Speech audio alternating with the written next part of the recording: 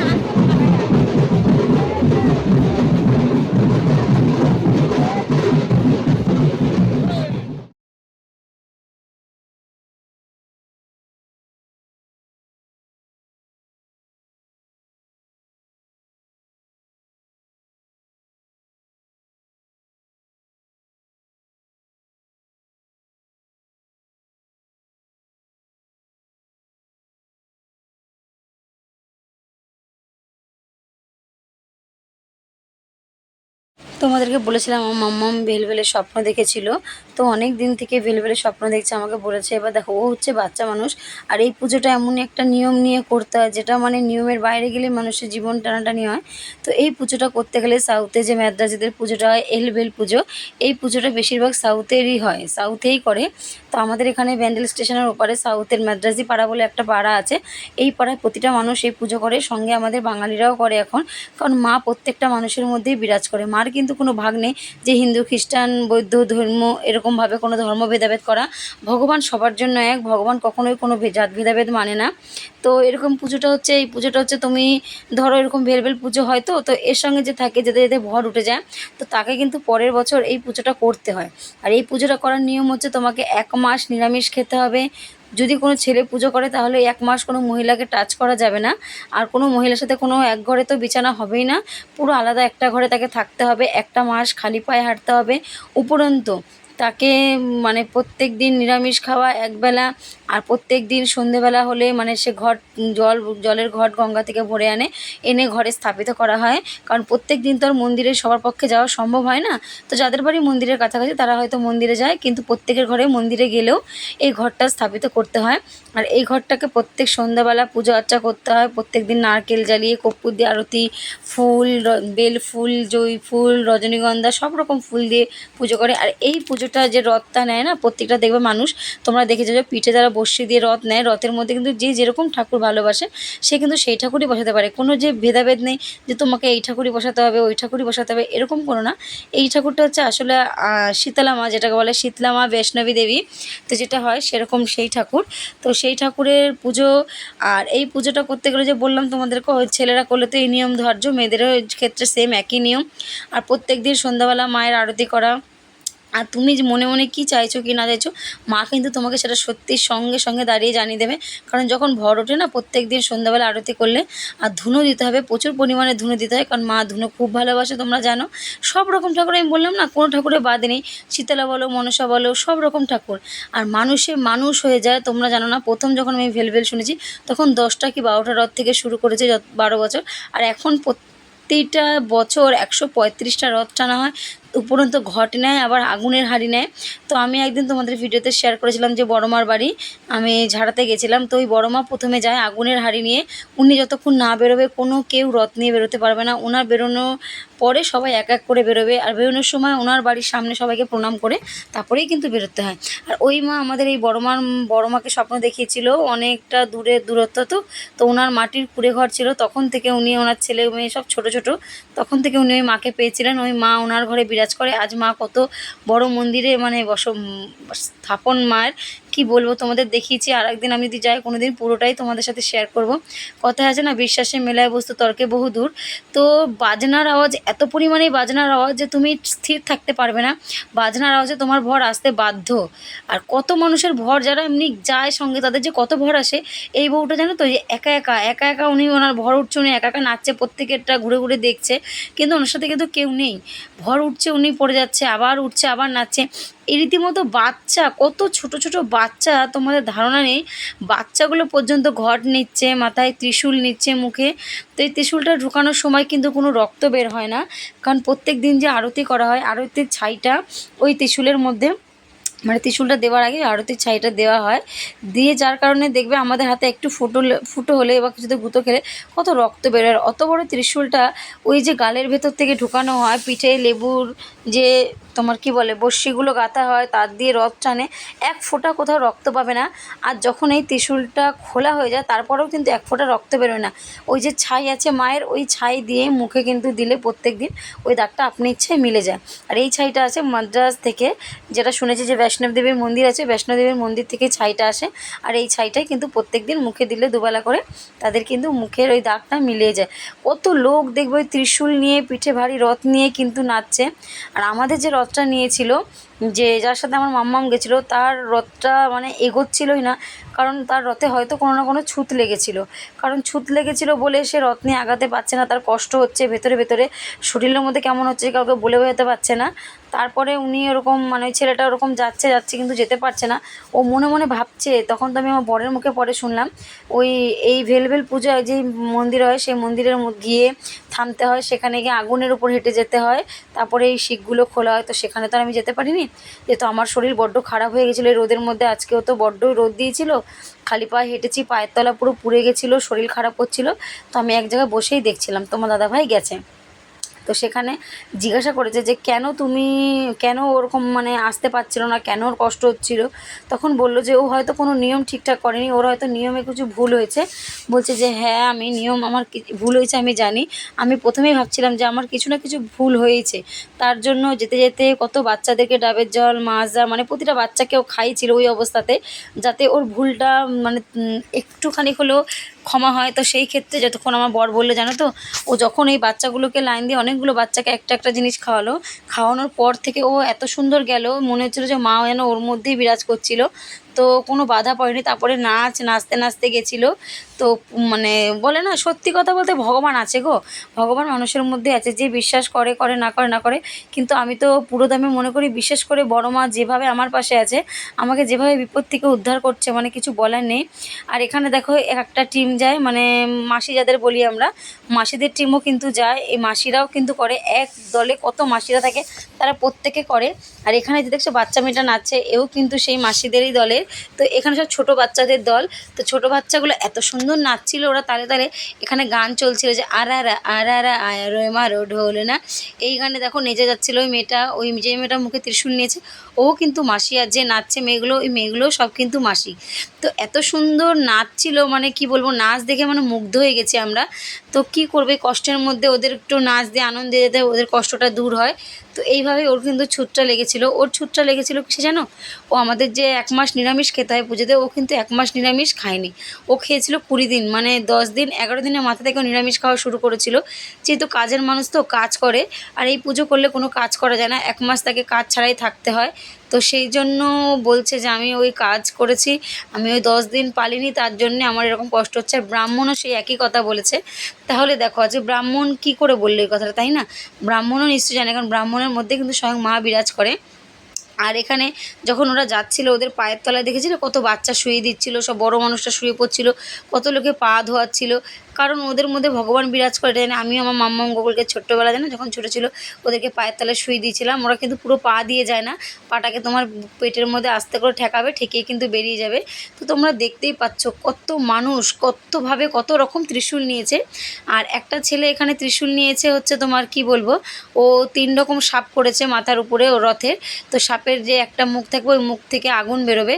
তো ওরও বিপদটা ঘটে গেছিলো, আগুন বেরোচ্ছিল, আগুন বেরোতে বেরোতে ওর যে মাথার চূড়ায় মা লক্ষ্মীর মানে মা লক্ষ্মীর মূর্তিটা ছিল, সেই লক্ষ্মীর মূর্তিটা আগুনে পুড়ে গেছে জানো তো।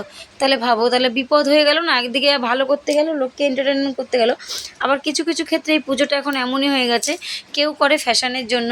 তো ওই যে বলে না, ভালো মনে পুজো যে করবে তার কখনো কোনো কষ্ট হবে না। আর এখানে সবাই কিন্তু এক মনেই পুজো করে। এখানে দেখছো বউরা, মেয়েরা, বাচ্চারা সবাই কিন্তু ত্রিশূল নিয়েছে, মুখে ত্রিশূল নিচ্ছে, মেয়েগুলোর পর্যন্ত ভর উঠে যাচ্ছে, যাদের ভর এবার উঠবে তাদেরকে সামনের বছর থেকে পুজো করতে হবে। তো আমি ভয় পাচ্ছিলাম আমার মাম্মামের কি ভর উঠবে না উঠবে না জানি না, কিন্তু আমার মাম্মামের ভর ওঠেনি, আমি একদিকে বেঁচে গেছি। কারণ এই ছোট বাচ্চা, তার মধ্যে এই পুজো করতে এত নিয়ম আচার প্রয়োজন হয়, একটা ঘর আলাদা প্রয়োজন হয়, যেটা আমার কিন্তু নেই। আমি সেই জন্য আমি কিন্তু কখনোই, মা চাইলেও আমি মাকে আনতে পারবো কিনা জানি না, কিন্তু মা যদি কোনোদিনও চায় সে আসবে, তবে সে আসতে পারে। তার আসার জন্য আমার দরজা সবসময় খোলা। এই পুজো করলে একটা আলাদাই ঘর লাগে জানো তো, আলাদা ঘর যেখানে কেউ ঢুকতে পারবে না, ওখানে শুধু মায়ের পুজো আরাধনাই হবে। তো আমাদের তো সেরকম ঘর বলে কিছু নেই, তো মাম্মাকে আলাদা রাখতে হবে, সেরকম একটা ঘর নেই। তো তোমার দাদাভাই নিষ্ঠাভাবে খেটেছে, তোমার দাদাভাই পুরো মন্দিরের ভিতরে পর্যন্ত গেছে, আজকে এসেছে, পায়ে না কতটা কেটে গেছে, পায়ের তলায় কি যেন ঢুকেছে, যেহেতু খালি পায়ে গেছিলো, কী করবে বলো। তো ও বাড়ি এসছে, আমাকে বললো তাড়াতাড়ি একটু রান্না করো, আমি রান্না করে রেখেছি, একটু পটলের তরকারি আর ভাত করেছি কোনো রকম, কারণ খিদে পেয়ে যাবে। সে কাল রাত্রে 4টে এসছে, আবার 5টা 6টা 7টা অবধি ঘুমিয়ে আবার উঠে সকালে বেরিয়েছে। তো সারাদিন ওখানে ছিল। ও আমার বর খুব ঠাকুর ভালোবাসে, খুব নিষ্ঠাভাবে কিন্তু ঠাকুরকে পুজো করে। ও তাই আজকে খুব নিষ্ঠাভাবে ওর সাথে গেছে। ও আর যেই ছেলেগুলো এই যে এরা যে করে না, এদেরকে হাঁটতে হাঁটতে একটু মানে ক্লান্ত হয়ে গেলে এদের পিঠ মানে কেউ যদি পিঠ পেতে দেয় বসার জন্য, তারা খুব একটু আরাম পায়, কষ্টটা কম হয়। তো এরকমভাবে প্রত্যেকেই দেখবে, তোমরা দেখেছো কি না, যে প্রত্যেকে কিন্তু পিঠ পেতে পেতে দিচ্ছে বসার জন্য। তোমার দাদাভাই বলছে আমিও কিন্তু অনেকবার পিঠ পেতে দিয়েছি আমার পিঠে বসার জন্য। তো এই নিয়েও কাড়াকাড়ি, কে আমার পিঠে বসবে, মানে চায় না যে ভগবান যেন সবাইকে একটু হলেও আশীর্বাদ দিক, সবাই তাই চায়। তো সেরকমই হয়েছে। তো বন্ধুরা, জানি না আজকে ভিডিওটা তোমাদের কেমন লাগলো। আজকে কোনো ডেলি ব্লগ না, আজকের দিনে তোমাদের কাছে আমি এমনই একটা জিনিস রিপ্রেজেন্ট করলাম, যেটা আশা করি তোমরা অনেকেই দেখোনি। আর কারা কারা এই জিনিসটা দেখোনি আমাকে অবশ্যই জানাবে। এরকমভাবে কিন্তু আবার সেম চড়ক পুজো হয়, যেটা চৈত্র মাসে নীল পুজো বলা হয়। তো সেটা অন্যরকম হয়, এরকমভাবে হয় না। তো একই কিছুটা বলতে পারো, কিন্তু অন্যরকম হয়। তো কারা কারা এই ভেলভেল পুজো দেখেছো বা জানো আমাকে অবশ্যই কমেন্টের মাধ্যমে জানিও। আর পুজোটা যে তোমাদের সাথে ভিডিওগুলো শেয়ার করলাম, সেটা কেমন লাগলো অবশ্যই কিন্তু জানাবে বন্ধুরা। আর তোমাদের মিষ্টি মিষ্টি কমেন্ট কিন্তু আমাকে উৎসাহিত করে আরও ভিডিও করে করে মানে ভিডিও নতুন নতুন করার জন্য। তোমাদের একটা লাইক কিন্তু আমার ভিডিওটা আরও অন্যের কাছে পৌঁছে দিতে সাহায্য করে। তোমাদের একটা লাইক আমার কাছে কতটা ইম্পর্টেন্ট তোমরা কিন্তু জানো বন্ধুরা। তো তোমাদের কাউকে বলার প্রয়োজন নেই। আর ভিডিওটা যারাই দেখো না কেন, একটু ফুল ওয়াচ করো বন্ধুরা, স্কিপ করে কেউ দেখো না। কারণ যখনই হয়তো কোনো অনেক বন্ধুরা আছে ভিডিও ছাড়ার সঙ্গে সঙ্গে কমেন্ট করে দেখেন, তারা বোঝে না যে আমি দেখতে পাই, কিন্তু আমার থেকেও বড় আছে যে একজন ইউটিউবে অ্যালগোরিদম, যে কিন্তু সব মানে সবার চোখে পড়ে যে উনি কে কী করছো না করছো, সেটা ওনার থেকে ভালো কিন্তু কেউ জানে না। তো সেটাই বলছি, যদি কেউ চাও যে চ্যানেলটা তুমি তৈরি করেছো, দাঁড় করাবে, তাহলে কেউ কখনো ফাঁকি দিও না, পুরো নির্দ্বিধা নির্কষ্টে খেটে যাও, যেমন আমি খেটে চলছি। ভোর 5টার সময় চোখে ঘুম নিয়ে উঠে ভিডিও আপলোড করতে হবে। ঘুম কোথায় চলে যায়, ঘুম আর চোখে আসে না, জানি আমার ভিডিও আপলোড করতে হবে, এই একটা চিন্তা মাথায় থাকে। তো সারাদিনের এই কাজ করে তার ফাঁকে ভিডিও করা, এডিটিং করা, চোখে ঘুম নিয়ে ভিডিও এডিটিং করতে হয়, কী যে কষ্ট হয়, মানে যারা ভিডিও করে তারা জানে। তো সেই পুজোতে এল ভেল বলতে হবে, এল ভেল না বললে কিন্তু কারোর ভর উঠবে না। তো বন্ধুরা, আজকে এখানেই শেষ করছি।